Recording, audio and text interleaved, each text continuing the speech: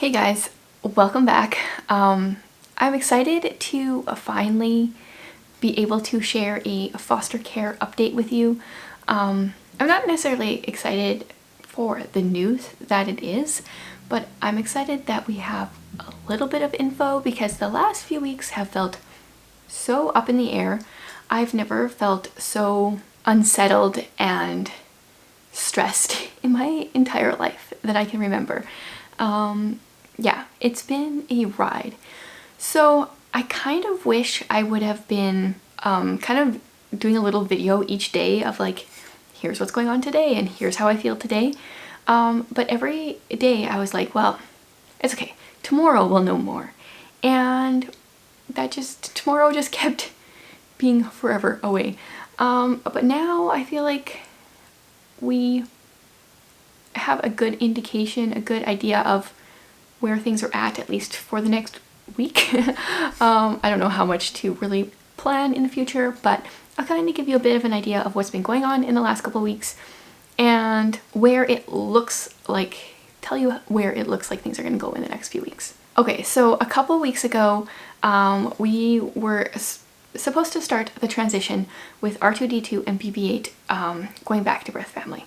And we were, so this kind of like schedule of return was not given, made by us or the social worker that has worked with us and the kids for the last while. It was made by someone in a building, and I think the schedule that they made is probably like the generic schedule that they do for people in this situation, but I kind of knew right off the bat that it wasn't going to work as well as they were thinking it would.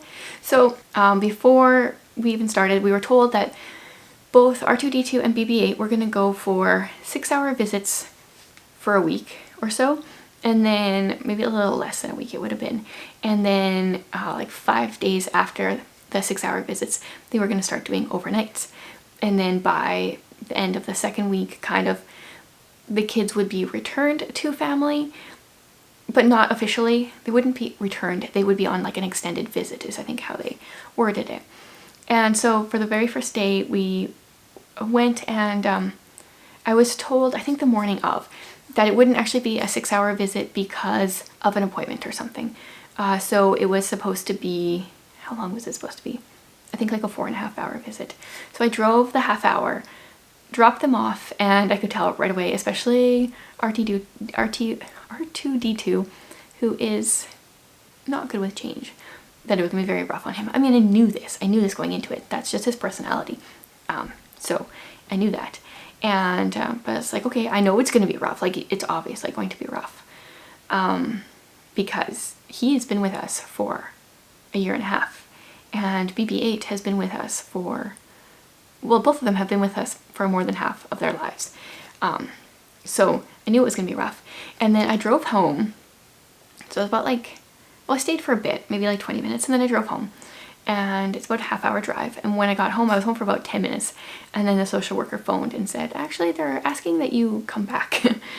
But I think they kind of like worked it out so that I came back. I was home for about an hour and a half, I think, and then had to go back in. So the first visit was much shorter. The second day, I'm trying to remember. Oh yes, so I got there and they're like, you know what? We're actually just going to try it with just BB8 today. I was like, okay. Well, I was going to do some stuff in the few hours that I had. So I was going to stay kind of in that area. And it's like, okay, well, I was thinking I was going to be doing this without kids with me. Now I have to figure out how to do it with a 3-year-old in tow. And then I think kind of like from there, they were like, you know what, maybe we'll just try BB8 for a while first. So we did some visits. Now I really wish I would have done this every day because I feel like I'm forgetting some things. I think the idea was just to do BB8 for a bit to make it a little bit easier for everyone. And so we did that for a bit, and things were going well with BB8. And so they wanted R2 to stay like for like an hour or two, and it never happened. And there was, yeah, so there was a few days where BB8 actually stayed for a night. Last week, what day was it? Wednesday, I dropped off BB-8 for what I thought was like a night or two. And they're like, yeah, we are actually going to see if this can be it. Like, you just drop her off and then we'll see if she can just stay here indefinitely. And I was like, oh, okay. Like, I wasn't prepared for that. Like, I'm not worried about all the stuff that we own of hers, because obviously I'm coming back because of R2 and can easily come back in. But mentally, I was like, if this is the last time, like, my kids didn't say goodbye to her, like, yeah, it was just, oh, okay.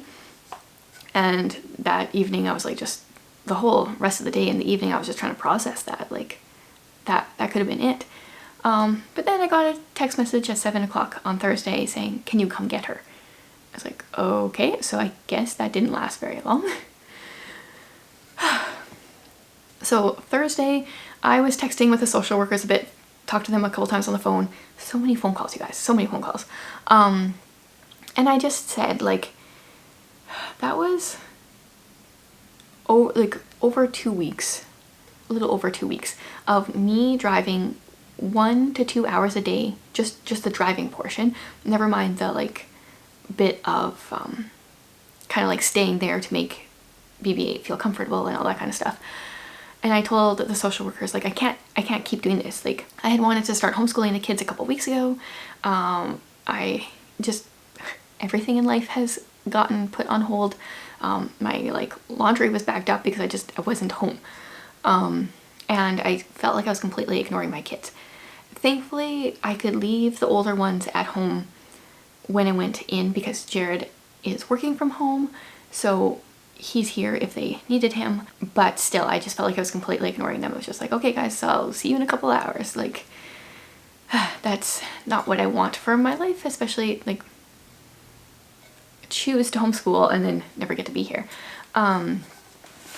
So yeah, I kind of gave them a bit of an ultimatum, and they did say that this is one of their hardest cases maybe at the moment. That's not the exact words they used, but we'll go with that.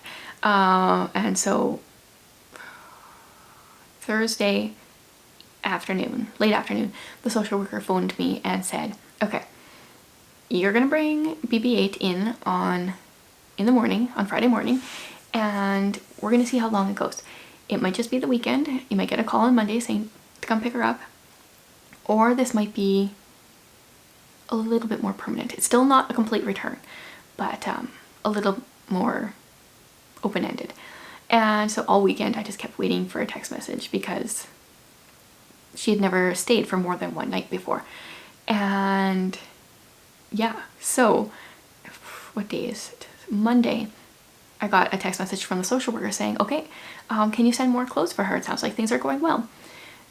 So this morning I talked to the social worker, and it sounds like BB-8 is kind of like, she's still technically in our care. She's on an extended visit, and I don't know how long that's going to be, but I don't know if she's coming back. At this point, it looks like she is not coming back.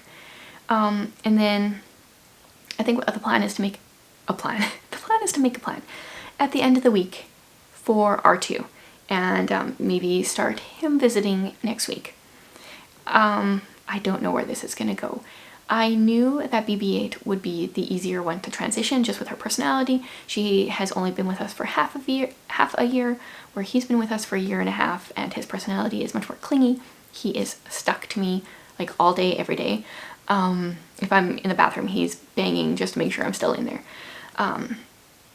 So this is what I expected from the transition, but it wasn't what we were told. So then my brain has just been having issues like processing it all, and the plan changes like every single day. So as of right now, BB-8 has left, not officially. We are, I guess, still kind of like legal guardians, but it looks like she will probably be returned. This is such a different situation from when we had Buzz and Woody, because we found out, the social worker phoned us and said, okay, I'm picking them up in an hour. There was no transition whatsoever, but they knew the family they were going back to, so that was different. Whereas in this case, they have kind of like forgotten. Yeah, so that is where life is at right now. If anyone asks me now how many kids I have, I don't know how to answer that. Legally, 4, in my house 3, but very soon potentially only 2. Yeah, it's a confusing life. So this is the update for now, and hopefully I can share like more concrete official news in a few weeks. Yeah, I guess we'll leave it there. So thanks so much for your prayers. I ask that you guys will continue praying for R2 and BB-8 and their family, and just that if they're going home, that they'll be safe and loved, and also just pray for our family. The kids are having a hard time, like, you know, letting go of a sibling. Even though it's what we signed up for, we knew this was a possibility, but it's definitely not been easy. So I appreciate your prayers. Hopefully I can share another update in the near future, but coming up I should have more videos coming, because I am like starting to declutter like mad and have a little bit more time now that I don't have a very busy 1-year-old that I'm trying to get out of all the things. So thanks again for all your prayers, guys.